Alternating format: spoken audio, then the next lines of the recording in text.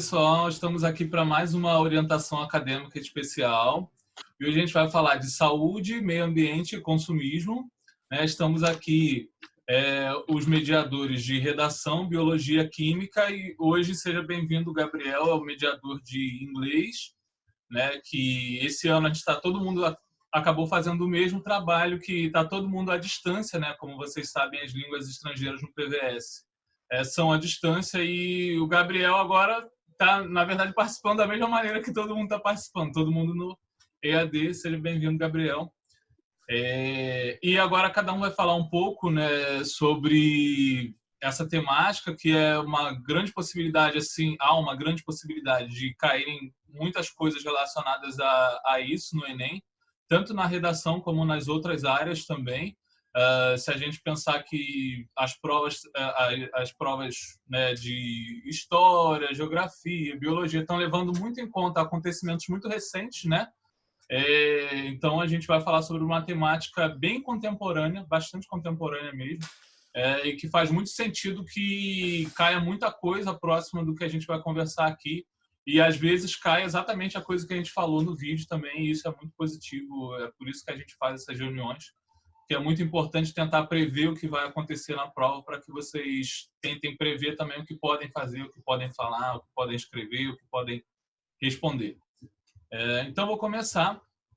Eu acho que um ponto muito interessante para a gente pensar, saúde, meio ambiente e consumismo, é pensar na terceira revolução industrial, que começa nos anos 50 e vem até os tempos atuais, que é com o advento da robótica, e depois tem os avanços da tecnologia nesse sentido, a internet, a globalização, que diminui as distâncias tanto físicas como virtuais, com o advento de novos meios de transporte, e com o advento da internet, que faz conexões entre todas as pessoas. Ontem a gente viu, por exemplo, um grave acidente, hoje a gente está na quarta-feira, a gente viu um grave acidente no Líbano, e ao mesmo tempo as pessoas estavam vendo no mundo inteiro o que estava acontecendo no porto de Beirute.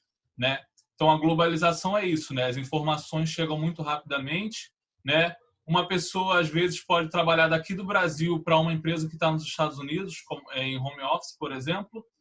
Nós do PVS estamos trabalhando em home office agora, então são facilidades que vêm com a tecnologia. No entanto, há contrapontos, há também os prejuízos.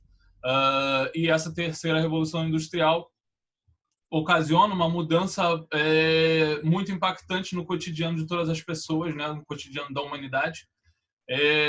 E se a gente for pensar no que essas tecnologias influenciam hoje em dia, a gente não consegue mais viver distanciado da tecnologia. Hoje em dia existe uma doença, por exemplo, que é chamada de nomofobia, que é o vício das pessoas em celular. As pessoas não conseguem se distanciar do celular, por exemplo. Hoje em dia há muitos transtornos, mentais, alimentares, ligados à busca pela perfeição na internet, por exemplo, os padrões de beleza. Inclusive foi o nosso segundo tema de redação esse ano que eu passei para vocês. Eu acho que é uma discussão muito ampla, uma discussão muito rica, Eu até divulguei muitos dados relacionados a isso, a essa busca pela perfeição, que é fomentada pelas mídias sociais, Acho que um outro dado muito importante é a gente pensar na obsolescência programada. Peço perdão ao pessoal de geografia se eu falar alguma besteira. O que é a obsolescência programada, fazendo uma síntese bem simples, são os produtos, que são feitos para não durarem muito tempo, Por exemplo, se você tem um iPhone, daqui a 3 anos, os programas que você tem nele agora serão super obsoletos. Você vai precisar ter um aparelho novo para que você tenha os programas mais novos, que estão disponíveis no mercado. Isso acontece com os celulares. Mas com os produtos em geral. Os produtos costumam dar problemas muito rápido, porque existe uma programação para que haja uma troca e para que haja uma movimentação de mercado constante, uma movimentação do consumo constante. E isso provoca também o quê? Uma exacerbação do lixo, que é também uma temática muito interessante para a sociedade contemporânea. O que fazer com o lixo? O que fazer com o lixo que a gente produz através da tecnologia? Não existe o descarte adequado, muitas vezes. É o lixo em áreas que são impróprias para isso, a poluição dos mares. né? Hoje em dia a gente tem pesquisas que comprovam muitas partículas de plástico até nos alimentos que a gente come, né? Que são oriundos dos mares, por exemplo, né? Então, são dados muito importantes para a gente pensar. Não sei se estou falando muito rápido, tomara que todo mundo esteja compreendendo. E, por fim, também, uma outra coisa importante para a gente pensar, e que é uma possibilidade de discussão também muito rica, são as guerras contemporâneas, né? Que a partir do último quarto do século passado, as guerras contemporâneas também são modificadas pela tecnologia, né? No Oriente Médio, no leste europeu, em alguns países dos continentes africanos, a tecnologia também proporciona muitas mudanças nas táticas de guerra. Existe um filósofo que é o Deleuze, que fala sobre a máquina de guerra. O que é a máquina de guerra? É a adaptação constante ao ambiente, ao seu inimigo, ao seu opositor. É uma adaptação constante, uma criação constante de estratégias relacionadas ao seu opositor. E é isso que acontece hoje em dia nas guerras. A gente tem uma adaptação constante que é fundamentada na tecnologia e, por exemplo, o que acontece muito hoje em dia, acabar com os suprimentos do inimigo, acabar com a eletricidade do inimigo, acabar com a internet do inimigo e afetar de maneira fundamental também o ambiente, a geografia do local de guerra, o que ocasiona também um prejuízo histórico para o lugar e um prejuízo também até para símbolos da nação, quando você destrói esculturas, destrói monumentos históricos, e há um prejuízo tanto ambiental como histórico muito grande nessas guerras contemporâneas. Isso, ou seja, essas guerras afetam tanto geograficamente os lugares, como historicamente também, e são táticas que advêm dessas novas tecnologias, né? Essas estratégias que são muito fundamentadas na tecnologia, o domínio do ar pelos drones, né? O domínio dos céus pelos drones, várias maneiras novas de destruir as estratégias do inimigo, e isso é analisado pelo Deleuze, que é um filósofo francês, como máquina de guerra. Acho que é uma referência até muito interessante para a redação também, o Deleuze. Bom, acho que eu falei bastante coisa, tentei sintetizar bastante. Se os alunos desejarem, depois eu coloco as referências também no grupo, né, para a gente enriquecer a nossa discussão, e eu vou passar para um dos colegas agora. Oi, gente. Então, muito legal essa abordagem que o Eliel fez, uma abordagem bem, até no contexto geográfico, né, histórico, isso é bem importante. O que eu vou falar um pouquinho, eu vou puxar um pouquinho a sardinha para biologia, mas não muito, porque nosso intuito não é puxar para uma disciplina, e é desconstruir exatamente essa imagem de que meio ambiente, quando a gente fala de meio ambiente, a gente já pensa logo na biologia, né? Primeira coisa que você pensa quando você fala, meio ambiente, você já imagina uma floresta com vários animais. Então, só que isso é uma visão que a gente está tentando desconstruir, né? Existem várias pessoas que estudam educação ambiental, mas acho que a gente não precisa se aprofundar tanto nisso. Mas a gente tenta um pouco desconstruir essa ideia do meio ambiente como algo alheio, porque nós também somos seres vivos e nós fazemos parte do meio ambiente, né? A gente tem muito essa visão de que meio ambiente é só a plantinha, o animalzinho que está ali na floresta. Não, a gente também é parte constituinte, né? E a gente também tem essa visão de que o homem, né, o ser humano, é o centro do meio ambiente. Tipo, eu estou no topo e tudo que contém no meio ambiente serve para minha utilização, para minha é uma fonte de recursos para melhorar a minha qualidade de vida, de alguma forma. Só que isso é muito refletido na sociedade do consumo, né, que a gente vive nessa questão de consumir. Só que assim, para a gente consumir, a gente precisa de matéria-prima, a gente precisa do material. E isso é extraído de algum lugar. E de onde provavelmente isso é extraído é dos nossos recursos naturais, né? O próprio computador que vocês estão usando para assistir esse vídeo, celular, o papel que a gente usa para ler a apostila, é proveniente de uma extração de recursos de alguma forma, né?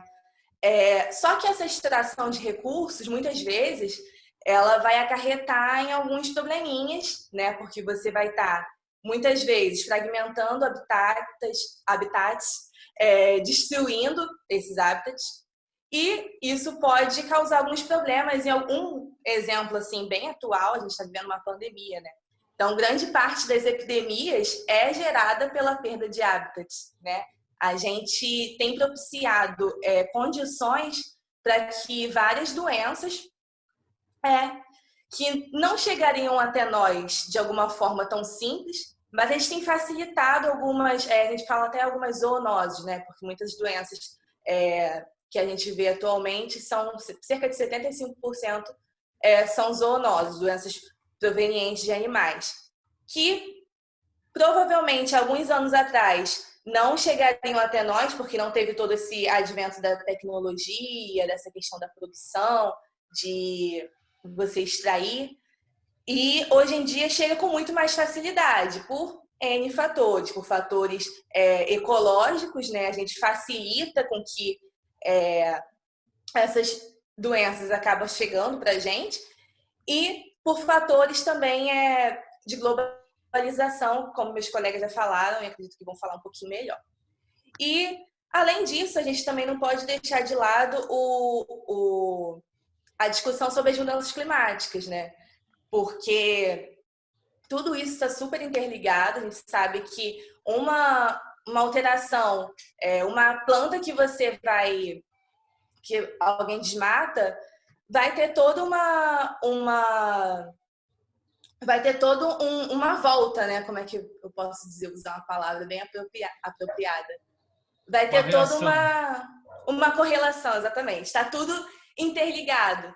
Então, a gente sabe que existem várias formas de vida, até a gente pensa que não, que a gente está aqui como seres superiores, porque nós somos seres humanos, como o topo da cadeia alimentar, né, que é algo que a gente às vezes ouve com bastante recorrência, só que a gente não se vê como parte. E isso é muito perigoso, porque isso faz com que a gente continue reproduzindo essa cultura de que a natureza serve para nos suprir de alguma forma e que a gente está fora dela, né? Então, acho que a minha maior reflexão seria nessa questão mesmo, de como a gente se vê como meio ambiente, né? Tudo que a gente estuda naquela matéria de ecologia, na biologia, a gente não se pode colocar como alheio, a gente está participando desses processos, sabe? Então, relações ecológicas, a gente está no meio de tudo. Então, a gente tem que ter muito cuidado, né? Com como a gente se vê como indivíduo, constituinte do meio, e como a nossa sociedade tem alterado esse meio de forma a nos afetar de alguma forma. Então, acho que vou começar a falar. O que os meus colegas falaram me enriqueceu bastante, né? Porque são pontos bem distintos.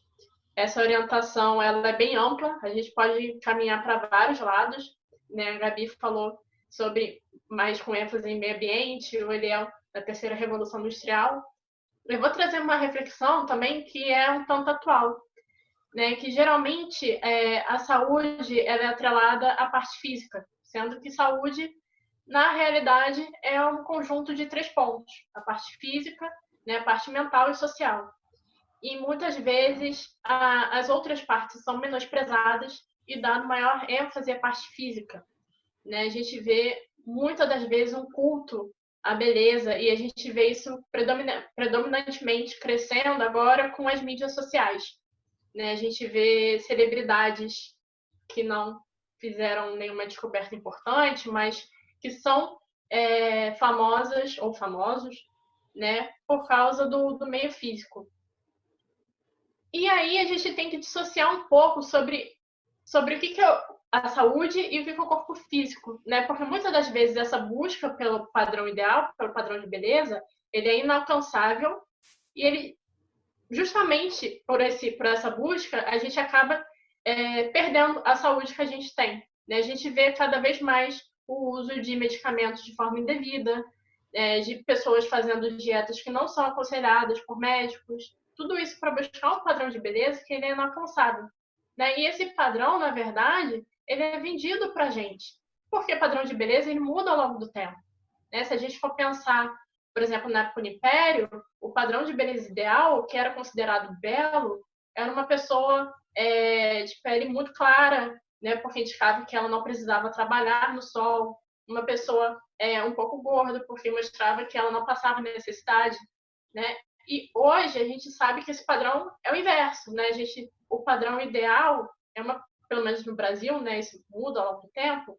É uma pessoa um pouco mais bronzeada, totalmente magra, né? E esse padrão ele vai mudando ao longo do tempo, né? Isso, na verdade, pode ser considerado como mercado, né? Como um meio de consumo, porque cada vez mais a gente vê, né, esse crescimento de medicamentos sendo utilizados, de fórmulas milagrosas para a gente buscar um ideal de beleza, tudo isso sendo, né, com essa máscara de que a gente está buscando a saúde, e é justamente o contrário, né? A gente, na verdade, pede saúde para alcançar esse padrão.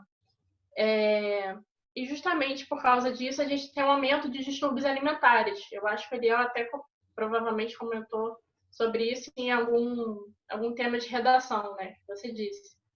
E esses distúrbios alimentares têm sido cada vez mais frequentes, cada vez mais comuns. A anorexia, a bulimia, né? Então, só para a gente pensar um pouco se esse padrão de beleza, na verdade, está associado à saúde, né? Ou algo que está sendo passado para a gente, algo que está sendo vendido para a gente, né? Justamente para aumentar o nosso consumo de mercadorias que não são necessárias de fato. Então, pessoal, eu acho que o que a gente tira do que a gente já falou até agora é que o meio ambiente ele é tudo que vai estar ao nosso redor. E o meio ambiente, saúde e o consumismo, que são 3 temas que parecem até diferentes, né, para a gente abordar em uma só reunião, são temas que estão diretamente ligados. O meio ambiente vai influenciar a nossa saúde. Se a gente está num lugar poluído, um lugar que a água não tem água potável, que o esgoto não funciona, provavelmente eu vou ter bastante problemas de saúde. E o consumo, ele vai influenciar na produção de como eu lido com o meu meio ambiente. Porque para eu consumir, eu preciso produzir e depois de eu consumir, eu preciso descartar isso. É legal a gente perceber como os climas eles são interligados. Por exemplo, recentemente a gente viu uma série de queimadas na Austrália, né? Teve até uma cena que chocou muitas pessoas, que era uma senhora que saiu carregando um koala, que estava no meio da queimada. Enfim, a gente pensa, nossa, a Austrália é um país, né, que é lá no canto, na Oceania, do outro lado do mundo. Mas teve algumas notícias dizendo que a nuvem de fumaça que foi gerada lá conseguiu chegar até o Chile e a Argentina, aqui quase que do outro lado, né? Então, assim, os climas, essa produção, esse consumo, não é uma questão sozinha, estanque de cada país. É interligado. Isso por quê? Por causa da globalização. A globalização ela vai gerar também a necessidade da gente estar consumindo o tempo todo. E como eu falei anteriormente, para a gente consumir, a gente precisa produzir. E depois que a gente produz, a gente descarta também essas coisas. Os Estados Unidos, a gente pode pegar eles como o país que é considerado os Estados Unidos é um país onde as pessoas são consideradas mais consumistas, né? Um dos mais famosos pelo consumismo, tanto pelo capitalismo, de espalhar também isso pelo mundo, através dos filmes que a gente vê, das séries, músicas, tudo isso a gente vê produtos que a gente quer consumir, que vem de lá de fora. Eu vejo numa série os artistas consumindo uma música diferente, eu vou querer comprar esse álbum para mim, vou querer comprar uma blusa de alguma série, eu vou estar sempre consumindo. E os Estados Unidos, eu comentei deles porque eles são o país que mais produz lixo no mundo, dos países desenvolvidos. Eles produzem 2,1 bilhões de toneladas de lixo por ano, sendo cada pessoa, mais ou menos, produzindo 773 quilos por pessoa. E desse total, do mundo que a gente produz, cerca só de 9% é reciclado. Então, para onde está indo esse nosso lixo, né?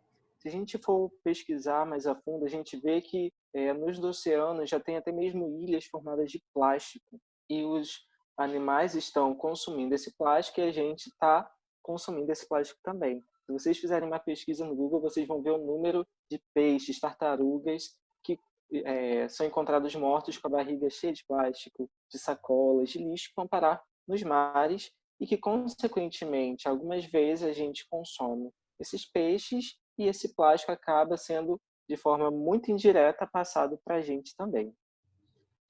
Tem até umas pessoas que tentam ter um estilo de vida um pouco diferente, que é chamado de lixo zero, onde a pessoa tenta consumir lixo praticamente nenhum para também não prejudicar o meio ambiente.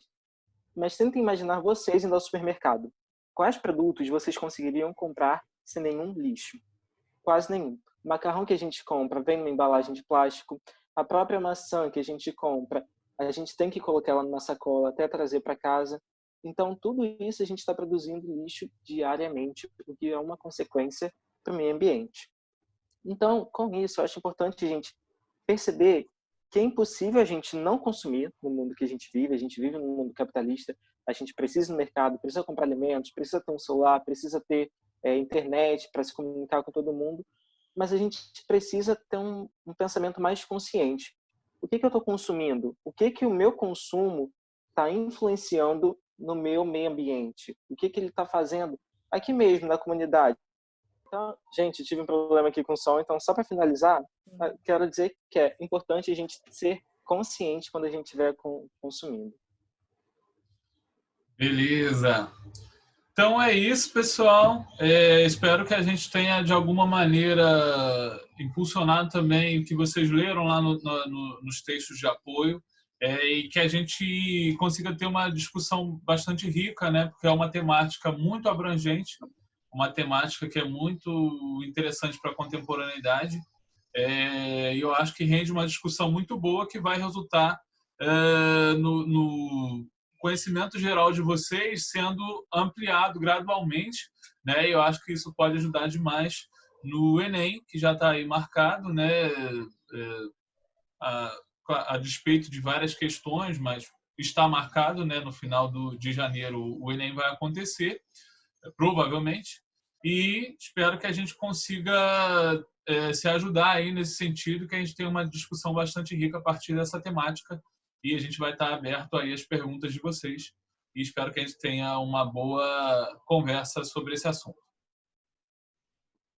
Pessoal, foi um prazer estar aqui com vocês, tá? Espero estar falando mais com vocês nos grupos, que vocês curtam, comentem lá as questões e vamos estar interagindo lá. Alguém mais quer fazer algum comentário final? Não. Tchau, gente. Apareça nos grupos. Tchau, tchau.